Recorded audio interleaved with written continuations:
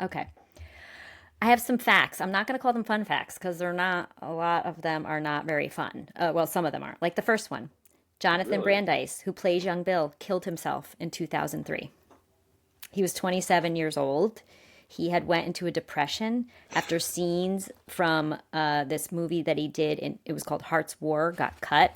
I guess he was like, he did a lot of acting, and then he was trying to revive his, I mean, 27, trying to like revive his acting career. He was so happy, and then his a lot of scenes got cut that he was in. He was alcoholic. It sounded like actually. No, man. Yeah, I was like, no, because like I looked him up and I'm like, why do I feel like why didn't he do more things? Because he was such a good actor.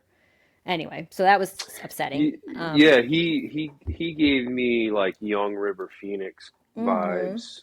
I mean, I'm not going to say that he had, that same kind of like on-screen presence or Right. stardom or whatever you call it, that River Phoenix had, but Yeah. kind of in that Yeah. zone though. He had that Yeah. vibe. Really good. Jim Carrey was originally considered for the part of Eddie, the guy with the asthma.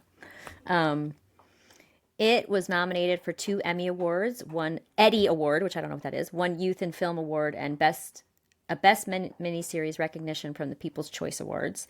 It won two of the nominations, an Emmy Award for Outstanding Music Composition for Richard Bellis's score, and an Eddie Award for the miniseries editing. The So obviously an score. Eddie Award.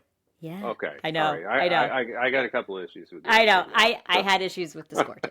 So the Um, score, the yeah, score, it got an award for the score and the editing. First of all, this movie, I was like, but back how much, then, how much longer is this oh my god, movie?